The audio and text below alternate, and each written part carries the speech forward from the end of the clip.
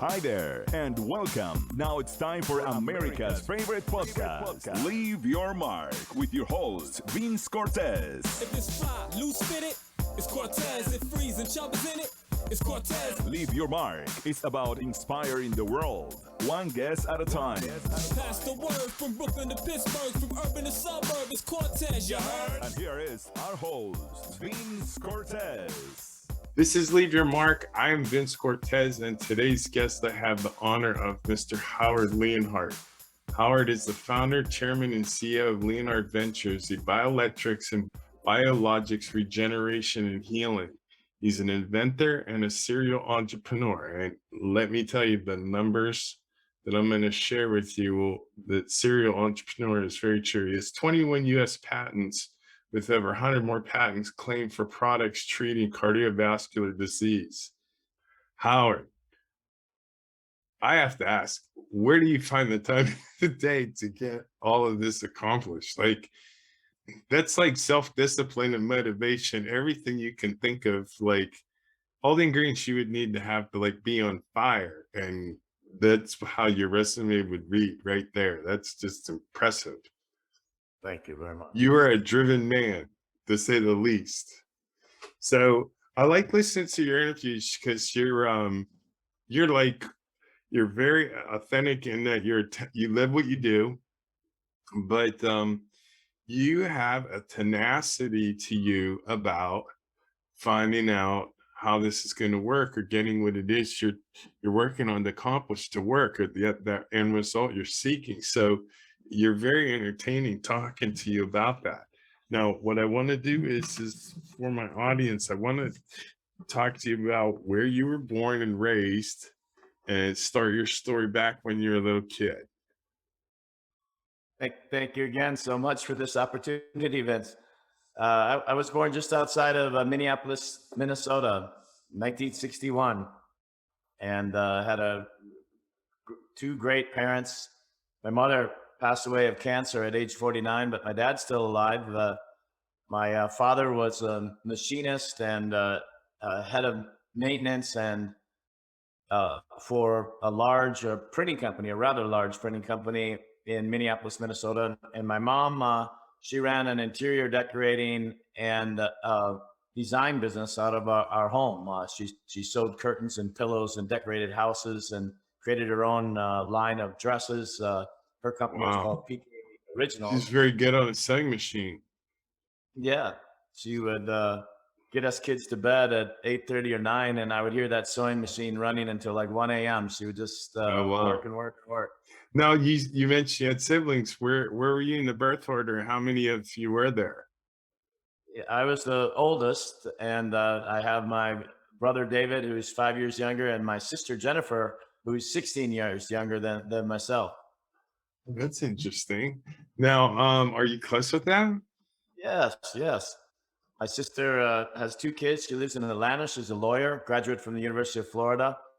And my brother operates his own pharmaceutical wholesale business up in Minneapolis. And we try to get together whenever we can. Oh, the pharmaceuticals, that was sort of what you were into when you first got out of school too. So that seems to be in the DNA on your side of the family. My brother and I worked together for a lot of years, and I oriented more to the medical devices, and he oriented more to the medicines. But we did have a time period where we worked together in an export trading company in southern Florida. Okay, so you grew up in Florida then. So what was your childhood like? Do you have childhood experiences that were fond you can think of? Christmases or holidays? In Minneapolis, and it was a nice upbringing, and I was very much into sports, and I also had a little lab in the basement, and my first forte into inventing was going to the junkyard and getting a whole bunch of different pieces that I could gather at the junkyard and try to assemble things, and was a prolific reader from a young age. So I have to credit my mom. We didn't know it at the time, but she was highly influencing us, my brother, my sister, and myself, to be lifelong readers. And the way she did it is she made reading a joy and made it a reward and made it something special. So there was this scholastic reader, I think it was called, and it had a list of books that would be appropriate for different ages. And if we did our chores and got good grades or whatever the goal was, we'd get to order up to 3 books. If we were really, really good in doing our chores, we would look through there, and I would order books on ocean engineering or sports, and every day when we knew that it was time for it to come, we were rushing out to the mailbox to see if it arrived. And when it arrived, we cherished them. And I didn't realize at the time that she was changing reading from being a chore that we didn't want to do because we had to do it to something that we loved to do, and that it fit into our passion. And it was very clever because she made us all 3 overachievers and early readers. And that's awesome. Kudos to mom. That's really cool. So now you go into the high school, like what were the things? Were you like in the chorus or in the band, or you playing sports? Like how do you wrap up before you get ready to go off to college? Yeah, I tried to play both football and soccer in the fall months. And when I was in the younger years, I was pretty good at football. But then as got bigger and bigger sizes and I was an average size, it was harder to compete and be fast with everybody. Played hockey in the winters and baseball in the spring. And I was very much into sports. Oh yeah, Minneapolis. It seemed like the hockey would be a natural there.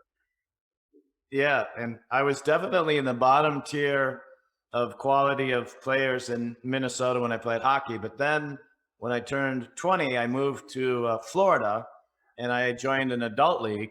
And all of a sudden, I was in the upper 20% because Florida don't play hockey as well. So it's kind of nice to go from the bottom tier to the top tier. And then I kind of liked it, Mark, because I was one of the good ones and scored more goals. And I kept playing adult hockey for 30 some years and still want to play. But I was in the Santa Monica Beach League here. But now I live in Southern Orange County. So I'm looking to find a new league. Well, you enjoy scuba diving too, don't you? I've seen that on your profile. I did get certified for scuba diving in Florida, enjoyed it very much, but my current passion that's similar is surfing. And in fact, one of the things that I'm looking at the clock is if we can finish this and if I can make it to get some waves in before sunset. No, I'm going to have to hurry up. So about 10 minutes from an amazing surfing beach. So then now where was you go off to school, you go to is the technical college first, or did you go to Northern California first? I went to Anoka Ramsey Community College, and then I switched over to Anoka Technical College, and I got a diploma in international trade. It wasn't a bachelor's degree, it was a technical college diploma. And that was, gave me a start to get a job and to get into work. In that time period, I also attended a few semesters at the University of Minnesota, but then baby came along and work had to be done, and I just started working like crazy. Wow. So then I think it sounds like you have a bit of your mom and your dad in you, because she's got the reading in you, but the engineering part. So like you're an entrepreneur and an engineer, but it's a lethal combination. So, and wise of you to get a trade first, a trade more important than a degree, because you're placing a higher value on yourself. Again, I mean, that's probably the combination of the two of them, because at this point, what are you, 20 years old, 21 years old, and you're carrying a trade around, so you're good to go. I started off in that work to represent makers of cardiovascular devices. I particularly represented small manufacturers, and I would try to help them get orders in the foreign markets, particularly the Middle East and the Far East. And after doing it for a while, I was kind of a bridge between the doctors who I'd drop off samples and say, hey, try this new product from this small company in the US. And then I would go back and say, how did you like the product? And I would take a bunch of notes, and they said, well, you need to improve this and you need to change that. And they I would go back to the engineers at the small company and bring the message from the market. And after, being in that bridge between the doctors and the engineers for a number of years, I started to get the hang of it and the understanding. And then eventually I had my own ideas about how to improve the products, and opportunity came, and I entered into manufacturing cardiovascular balloon catheters, and then segued from that into development of the first stent graft for aortic aneurysm repair and the first heart valve that could be placed without surgery. And obviously I'm coming without a medical degree or even without an engineering degree, so I had to kind of earn my respect in the field. But I really just applied common sense and just trial and error and working really hard. And then luckily after I had a few successes, the Stent-Graft is the leading system in the world, and now treated over 600,000 patients. 50% of all aortic aneurysms in the world are repaired with that particular invention. People stopped asking if I had an engineering degree, so it was kind of lucky. That's thrilling right there. It just gives to show that the consistency and the hard work is probably better than the name on the sheepskin. The talent and the drive is there. That's why I said you're tenacious. This is phenomenal. Connect with us on LinkedIn. Be our friend on Facebook. Follow us on Twitter and Instagram. Whether jumping out the MP or jumping on the app. You are listening to Vince Cortese. We just want you to leave your mark.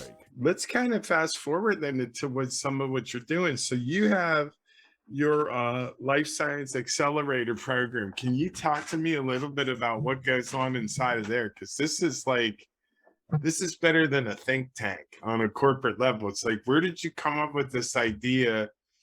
And I'll just let you share it with us. Well, it's hard to keep it short, but one thing led to another. But we had while we were working on the stent graft, I met with Dr. Stuart Williams, who I still work with today, who was head of the biomedical engineering program at the University of Arizona. He had a fellow at the time, Dr. Robert Keller, who also I still work with today. And this was 1994.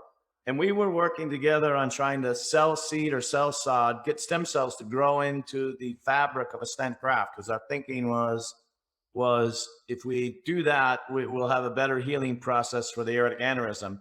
And it was a little bit tough to get the stem cells to grow into either the Dacron or the EPTFE. And we started experimenting with hydrogels. But that was my first forte into the idea that stem cells have a place in healing. And after we sold the stent graft, we started to change our thinking that, maybe we don't need to be putting metal and fabrics and plastics into people. Maybe we should just stick with the stem cells. And I was flying to Brazil, and I read a Scientific American article that said that endothelial progenitor cells could be used to repair damaged arteries. And it just hit me, on that trip that this is the future. So shortly after that, I started, reading and going further in that direction. And I just had this common belief that we're made of living cells, and our heart and our biological pacemaker, our heart valve, our arteries, our kidney, our liver, they're all made of living cells. And it just made common sense to me that it would be better to repair them the way that they're built in the first place than to try to put some kind of fabric in or try to get people to swallow artificial chemicals. It just made common sense to me. And, after I sold the stent graft, I had some capital to deploy to do whatever I wanted to do, and I could do whatever I wanted to do. And I decided to put together an innovation accelerator that focused on the convergence of bioelectrics and biologics. And somewhere in that process, I learned that if we combine the bioelectrics, which would particularly control protein expressions, with injections of stem cells, and then complement that with kind of an egg yolk, gelatin that's full of a bunch of nutrients that stem cells love, that it would be better than doing any of those three things alone.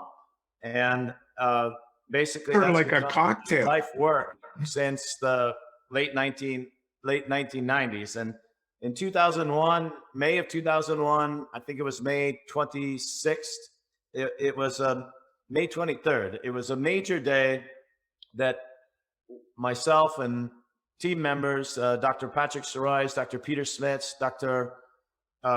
Eric Duckers, Dr. Doris Taylor, Warren Sherman, Dr. Rajay Kumar, we as a team completed the first non-surgical stem cell repair of a human heart.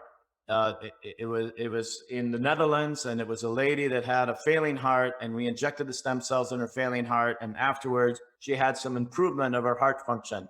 And that was a magical experience, and it was a dawn of a new era. And ever since then, basically, we've been working to get better and better and better at regenerating organs with a combination of biologics, including stem cells, and bioelectrics. It says now the bioelectrics, does that have any kind of vibration going on in it? I mean, that is just intriguing. Like, because you hear stuff about light therapy and things of this nature, and that, you know, we're mass, but we're all vibrating molecules, and we're moving energy continuously. So it kind of sounds like it plays into some of that. Um, how similar is to what you're doing? Is this light therapy even like it at all, or is it a same idea with a different approach? Well, in 1985, the book Bioelectric came out, and I read it shortly after it came out. And in around 1987, I called Dr. Robert O. Becker, the author of that book, and we started to work together. And he led a brand new field. And what he had a historic paper where he chopped off a salamander tail, and he had electrical measurement equipment. And he wrote a famous line in a journal that basically said, there must be an electrical phenomenon to regeneration, because right before the tail goes back, the electrical signal changes. So there must be an electrical aspect of regeneration. He didn't know at the time that what was happening is the stump of the cut off tail was releasing proteins into the bloodstream and into the body of the salamander that was causing stem cells to recruit to the stump. And once enough stem cells had aggregated to that stump, the polarity of the signal would change, the voltage would drop, and it would go from the recruitment and proliferation mode to the differentiation mode. Those are fancy words that basically say, instead of, it went from recruiting the stem cells to the site to changing the stem cells to grow a new tail. Well, it turns out that phenomena is true not only in salamanders, but in every living being on the planet, and certainly every mammal. And if you scrape your knee, electrical signal goes to the brain that says injury. The brain sends a very specific electrical signal back that tells the knee to start releasing STF1 and PDGF, which are stem cell homing factors. Those homing factors go out and seep into the bloodstream and into the tissues, and the stem cells that primarily are found in the bone marrow. And if you scrape your knee, they're going to be found in the bone marrow of your thigh bone, and they're going to percolate up when they get a sniff of that stem cell homing protein, and they're going to migrate to the source of it, kind of like a shark going after blood or a bloodhound or whatever analogy you want to do. They actually smell it, and they migrate to the source, which in this case would be a scraped knee. And once a whole bunch of stem cells arrive to the scraped knee, they start to starve, and a different signal goes up that the brain says, hey, we're starving. We got so many deer in the forest here. We only have so many nutrients. We got to do something. And the brain says, reverses the polarity, drops the voltage, and tells those stem cells to sniff around them what they're supposed to become, which is skin on the scraped knee, and grow a new layer of skin. You know, the body is miraculous and healing. So it goes into a healing process instantaneously. Your body, when you get injured. We just put some measurement equipment on scraping a knee and figured out that that was the stem cell homing signal. And we identified that STF1 and later identified that PDGF were being released from that signal. So we can put that signal on your knee, and your knee thinks it's been scraped, and it's going to start sending stem cells there. Oh my. And we cross that over to apply it to a heart, where after a heart attack, you need a lot of stem cells to recover the damaged muscle that happened from the heart attack. And for whatever reason, the body only releases that for about 3 days after a heart attack. And that's not enough to repair the large damage from a large heart attack. And so what we do is we just extend, amplify, and accentuate the natural signaling process that recruits stem cells to an infarcted heart, to a post-heart attack heart. And we get enough of them to get there to repair the damage. And it's hard to fight heart failure. And other companies have spent billions and have failed. So to hedge our bet, we have a stimulator and then we have a pump. And that pump is under the skin and it runs to the damaged heart with a line. And we refill that pump that's just under the skin, either in the abdomen or up in the chest like a pacemaker. We poke the skin and fill through the silicone septum and refill that pump every day with the mixed composition of stem cells, particular kind of stem cells, which are called the myoblasts or muscle stem cells that are programmed to become muscle. And then we support them with a whole bunch of nutrients. I won't give you the long list, but microRNA, exosomes, even amniotic fluid that we get from mothers, which is like a miracle grow. We put all that together, and the combination of infusing the stem cells and the support factors, and then the bioelectric signaling that does a whole bunch of things. It not only recruits stem cells, but it releases proteins to grow new blood vessels to feed that area. It also releases proteins to promote muscle regeneration, proteins like Klotho and follistatin and IGF-1. And then if needed, it releases proteins that promote nerve regeneration. And all of this we've learned through trial and error and reading literature and collaborating with others. We made our first stem cell transplantation in an animal as a team with Dr. Ray Scow and Dr. George McGovern in Pittsburgh in 1988. It took us all the way from 1988 to go from large animals to the first human in 2001. And now here we are in 2021, and we're still working on perfecting it.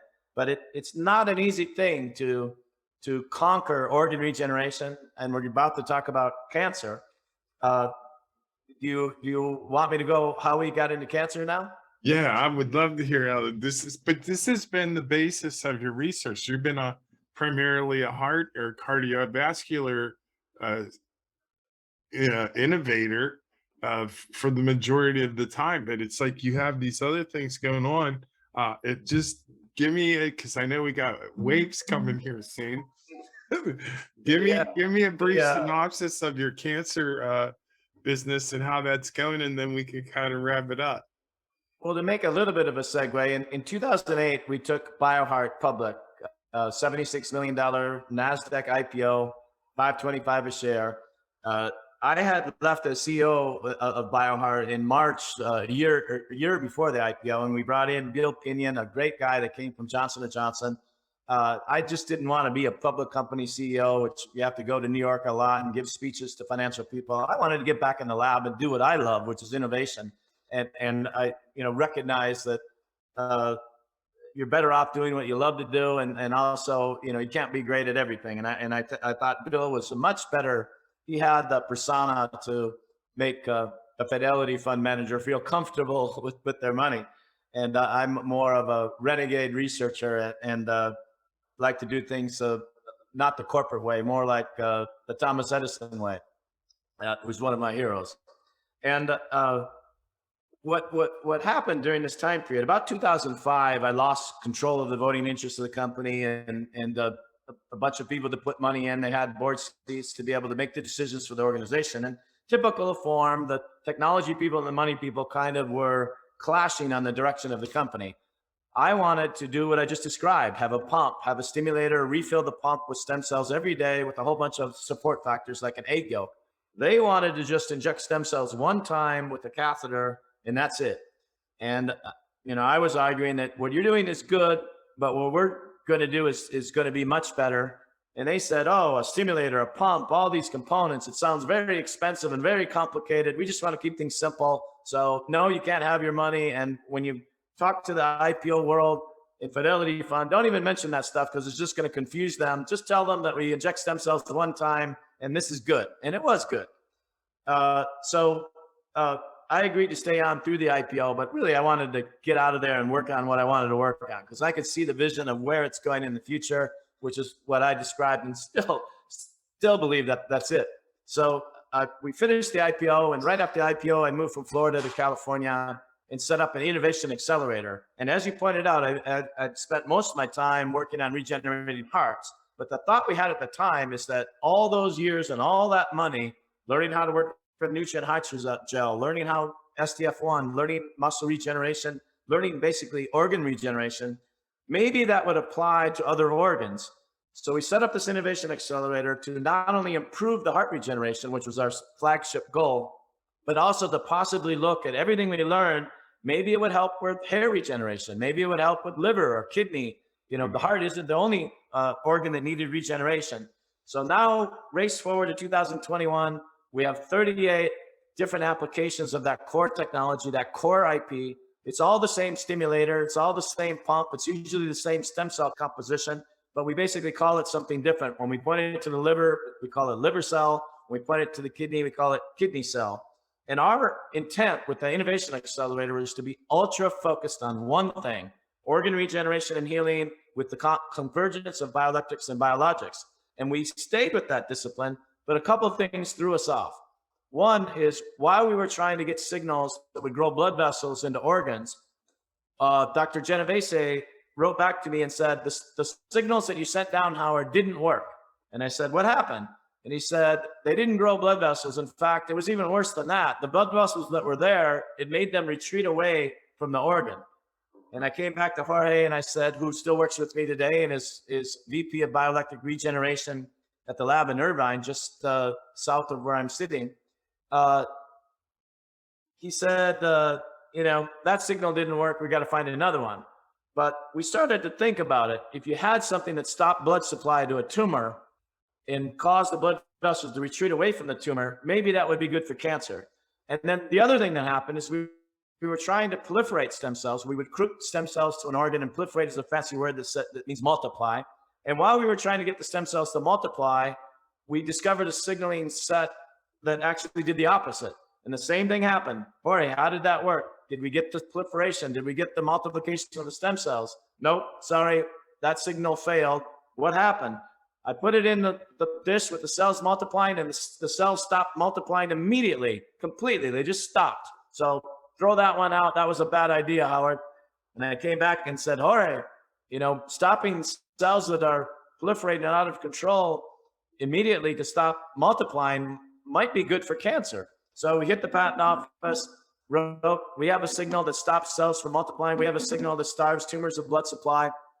We later added a bunch of signals that changed the proteins on the surface of a tumor to get the body to attack it, immunotherapy.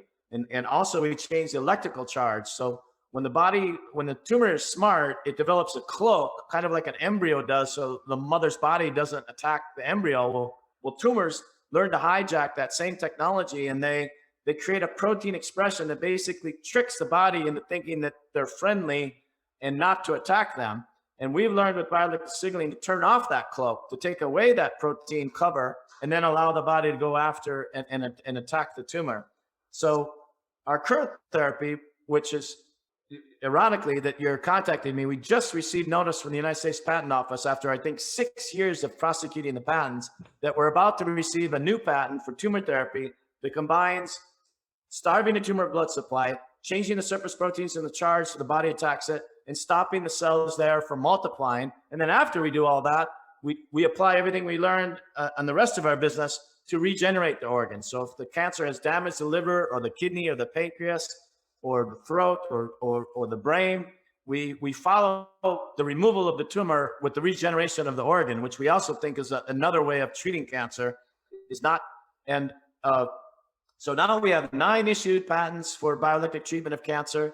We found while we were typing into the patent office, you have to look at who else is out there. And we came across Eleanor Schuler of New Mexico. Eleanor used to be a man and became a woman. And I forgot what her man name was, but we knew her as Eleanor. And as soon as we read about what she had done, we realized that she might have discovered some things that were even more important than what we had discovered. What she brought new was to read the cancer tumor and then custom design the bioelectric signaling sequences based on the read. And she figured out that cancer tumors are smart and they change. So if you develop a therapy to try to attack them, they're going to change to try to stay alive. And you have to change your therapy to keep fighting them. And she focused on jamming the communication of the tumor. So if the tumor was communicating in 1 or 2.7 hertz, she would jam the 102.7 hertz, just like if the Japanese are coming into Pearl Harbor and they're talking to each other on 102.7 and you jam the 102.7, they can't talk to each other. They can't do what they want to do.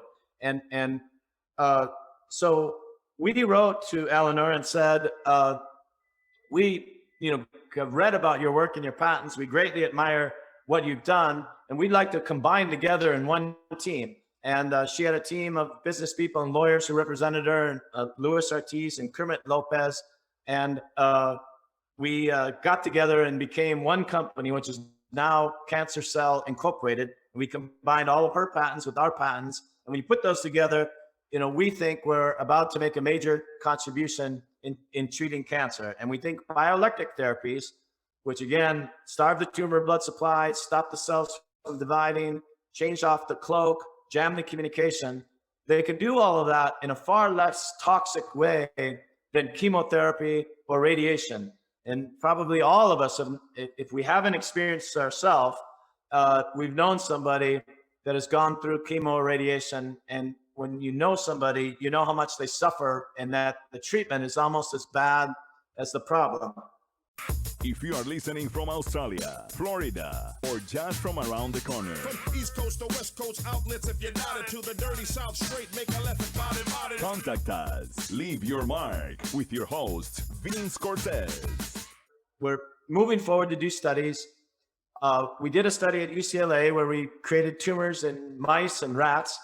And unfortunately, I have to share with you that we failed. On our first try to cure cancer, we did not succeed. We only stimulated a half hour twice a week for 4 weeks, and we were not able to stop the tumors from growing. So luckily, like everything else, we're not the only people to think of bioelectric treatment for cancer. And there's a company called Novocure out there that has become the world leader. I think they're worth $14 billion or something like that, or between 6 and 14. And they've gone with 3 different electromagnetic signals, and they particularly went after glioblastoma and a very aggressive brain cancer. And they showed by delivering those signals to the brain cancer, they get better results than chemo or radiation. Wow. And then there's another company called Pulse Biosciences that's using electromagnetic therapy for treating skin cancer. And they've also had some successful results. And from a business point of view, shot up to close to $600 million valuation.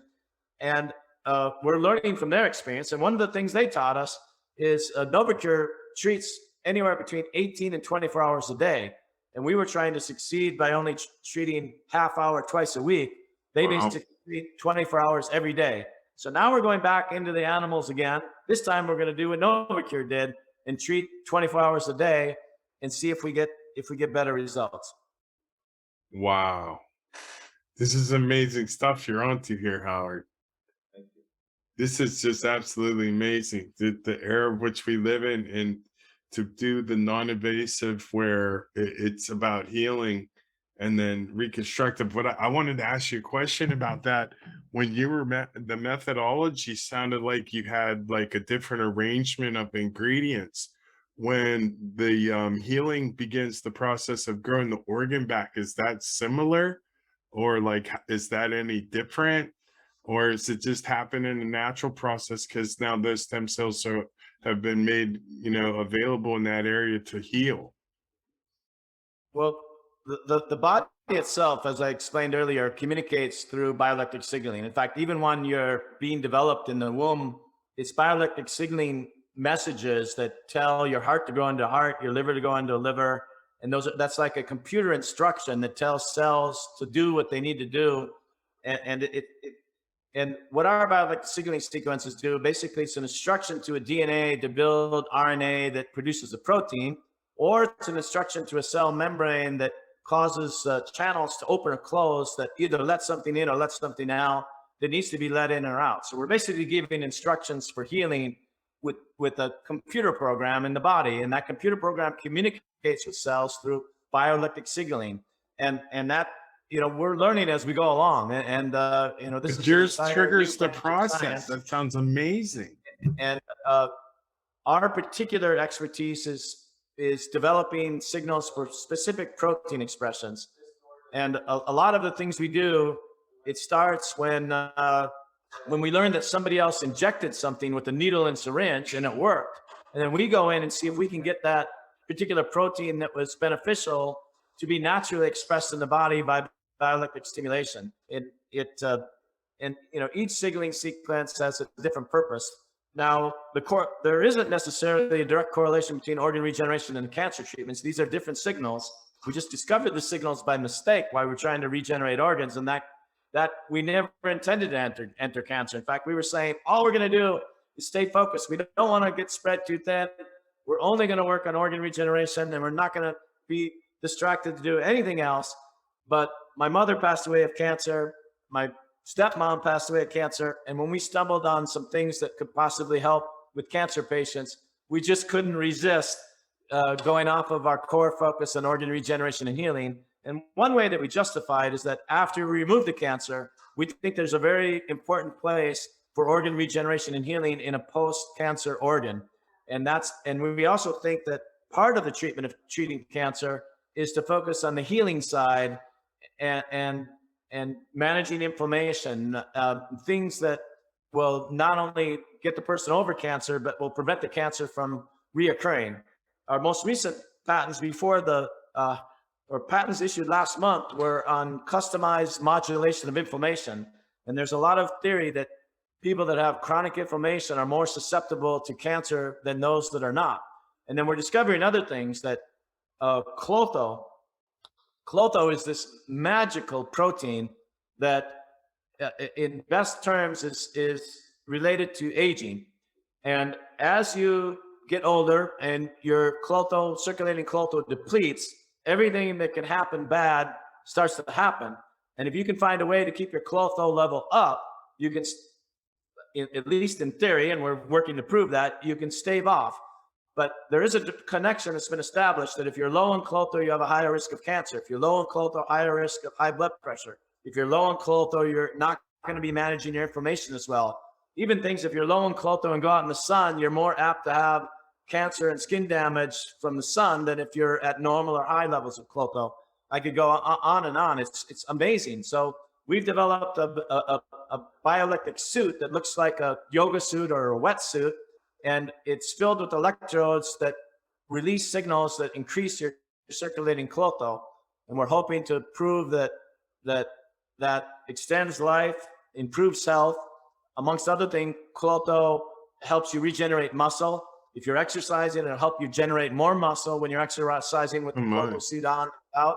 These are things that we all have to prove with significant studies. But if you type Klotho in Google after this call and anything, Klotho muscle regeneration, Klotho inflammation, Klotho cancer, you will find the backing for everything that I just said. Obviously, we're not the only ones doing research in this area, but it's kind of become our favorite protein expression.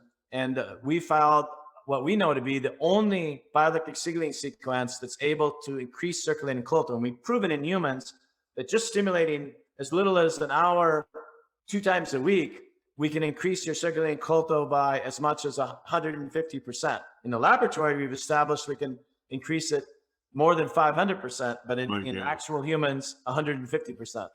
Wow. Wow, Howard, you're just like an encyclopedia of information. You're fantastic.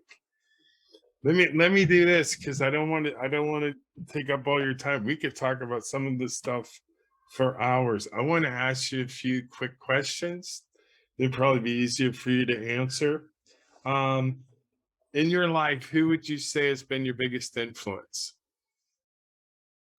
In influences in my life, did you say? Yeah. Well, my mom and dad, have to be on the top of any of those lists. They're both incredible hard workers. All of us kids learned work ethic. I mentioned learning reading. My father was also a prolific reader, but my mom kind of led us down that reading path. So I have to put them on that list. I mentioned Thomas Edison. I've studied his life work and his trials and tribulations and difficulties in developing the inventions, and he truly is a hero to me. Walt Disney, read and reread and reread again his life story, and every time I read it, I'm inspired with his vision and what he represents. And to me, he represents not giving up when people don't believe in what you're doing, and not giving up when you have major setbacks, and we all have setbacks, and we all have our distractors. And he's developing Snow White, and nobody believed that people would watch a 2-hour cartoon. He believed that they would, and he was proven to be right. Stephen Jobs, he's a modern day hero. All of us innovators love the fact that Stephen Jobs, his story represents the innovator kind of overcoming the money folks. And we don't have a problem with money folks, but what we do have a problem with is when the money folks try to dictate to the innovators the direction of the innovation. There's a place for the finance people to exercise good judgment in investments, but we like it much better when the innovators prove that investing in breakthrough innovation. The summary of the Steve Jobs story that touches me is that board wanted them to follow IBM, make computers like IBM. And we all know Steve Jobs had this vision that has turned into it, has become the most valuable company in the world. And that vision was they were selling experience. They were selling 1,000 songs in your pocket with iPod. They were selling the vision that you use this tool to change the world. And they created a brand that touched people like me. I'm talking to you on an Apple computer, and it's not because there's no other computer, but it's because that brand inspired innovation. And Steve Jobs, was a testimony to you're not just a computer company, you're a company that is doing amazing innovations to make people's lives better. And certainly Apple, has proven that. If you have a story to share, tell us, how are you going to leave your mark? Contact us. Leave your mark with our host, Vince Cortese. Be our guest. You bring so many other thoughts. I could talk to you all day long. Let me ask you a quick other things. What would you consider the best compliment you've ever received? On that list, I left off Richard Branson and I left off the 14th Dalai Lama, and both of those gentlemen I've got to spend time with. Richard Branson, I was so lucky in Aspen, Colorado, one magical day. I ran into him, and we ended up spending almost a whole day together. And I asked him for advice on being an entrepreneur, and that advice ended up weighing heavy on me. From that day in 2011 forward, what he taught me in that day, I've tried to apply into building our businesses. And I greatly admire that he has humility, and he treats the janitor and the secretary and the shipping clerk with the same respect he treats the Queen of England, who he's met and been honored by many times. And I saw that in practice. He tells us to take his wife and our gals to the wine tasting, and we get there and we don't have the VIP pass. He has the VIP pass, and I say, I'm going to go get my own VIP pass. He said, no, you take mine. He gave me his. Richard Branson says on it, and he went to go wait in line to get the VIP pass, and there was a line there, and he doesn't say, do you know who I am? I'm going to bypass the line. He patiently waits in line. He buys it with his money like anybody else, and the guy at the gate says you can't get in without a pass. He doesn't argue, and it was just humility and kindness, and it's more than being a good business person, being a good person, and to be able to keep that despite being a billionaire, is an example, to me. And then the 14th Dalai Lama, I was on the Florida International University Foundation Board. I learned that he was going to be speaking there. I got myself into the welcome breakfast. I got to sit right across from him, and his humility, touched me as well. And wasn't full of himself. He was just full of joy and kindness. And at the table, somebody asked him in a challenging way. It was the head of religious studies, and he said, do you really think you're the reincarnation of the Buddha? And I, as well as some of the other people at the table, were thinking, God, this is a friendly breakfast. Like, that's way too challenging of a question. And we felt uncomfortable. But he closes his eyes for a second. We're waiting to see how he reacts. And he kind of laughs. And he says, I don't know. And then he goes on to say, I don't know how I got thrown into this. I'm a little kid, and they brought me into a place and said, point to some things. And they get all excited because I pointed to some things. And he said, when I first got reintroduced to the teachings, I felt like I already knew them because they were common sense. But he said, a lot of people say that. He said, like, I'm not special. Like a lot of people say when they learn the teachings, it feels like they already knew them. So he said, I don't know how I ended up here, but I'm here. I can tell you, I believe in the teachings, and I believe, that passing these teachings on, can be good. And I'm just trying to do the best that I can in the role that I'm in. And, I don't know the answer to that question. And it was like such a expression of humility made me want to be a better person. This is tremendous. Now, you probably do have a billboard. This question is if you had a billboard and you could put anything on it, what would it say? Put anything on a billboard? Yeah. Well, be grateful would be one. Spread love would be another. Be kind would be another. Dream big.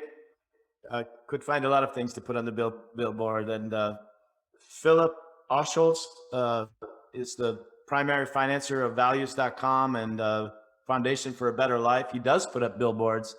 And I admired those billboards. One of them, showed Thomas Edison and talked about, not giving up, and the famous story of, failing 9,000 times and succeeding the 10,000th. There's another person I admire that he's the owner of the LA Kings that won the Stanley Cup as well. But he takes a big part of his own money, I think $1 billion a year, doesn't get anything out of it other than spreading non-denominational, inspirational messages on billboards and bus stops. Oh, that's awesome.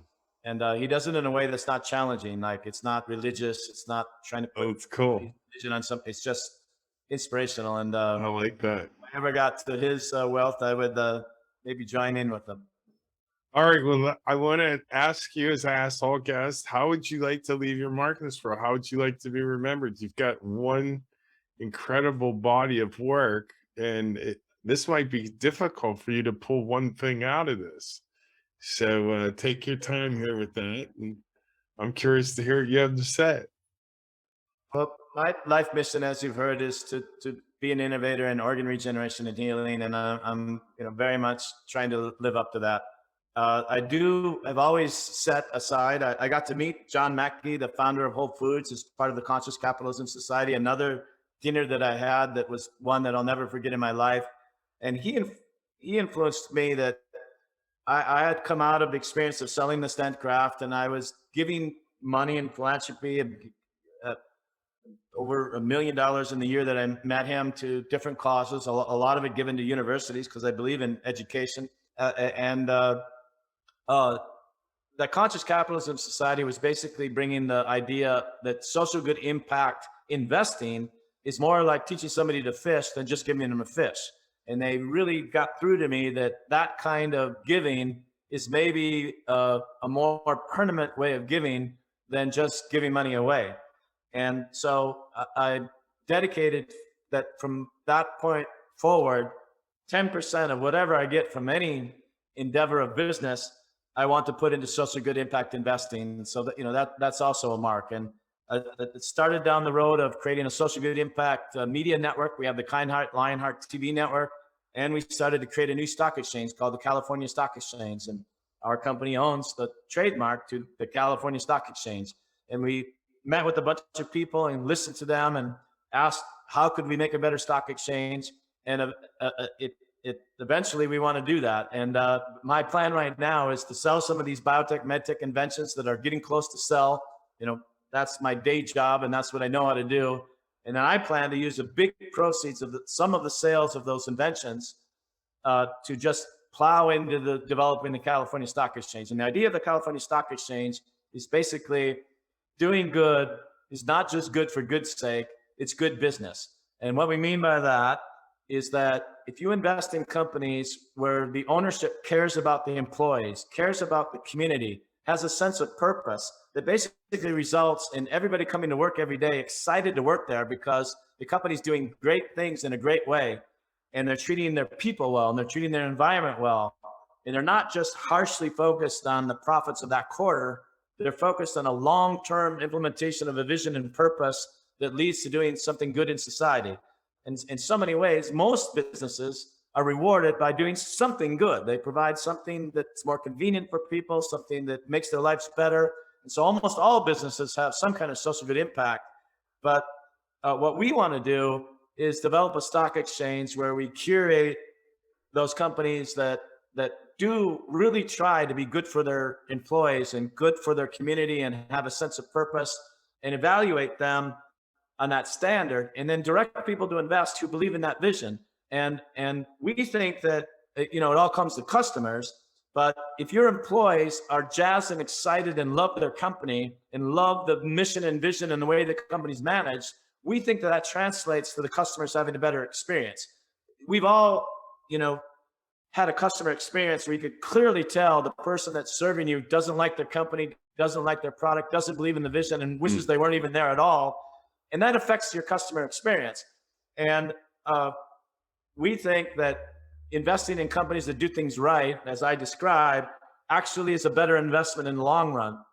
I would throw in there that we're going to evaluate them on a culture of innovation, because I think a culture of innovation where you let everybody from the janitor to the secretary to the production worker participate in the opportunity to innovate the product to make it better, or maybe it's even innovating a process to improve the quality, but have a stake in making it better for the customer, that you're going to have a better company. So we're going to evaluate these companies on the kind of innovation culture and that they promote innovation throughout the entire company. We're also going to look at things like diversity. You know, we think it's a better company that embraces women in the workplace and minorities in the workplace and on their boards. And we kind of give a bad mark if we see all white-haired, gray-haired guys like me on the board of directors and not anybody else. Obviously, I could go on for a while about that, but those are some big ones. Social Good Impact TV network, a Social Good Impact stock exchange, and organ regeneration and healing. And in addition to that, just want to be a great father and a great grandfather, a good husband, a good friend, a good son, a good uncle. Those things mean a lot to me as well. Tremendous. Wow, what an inspiration, Howard.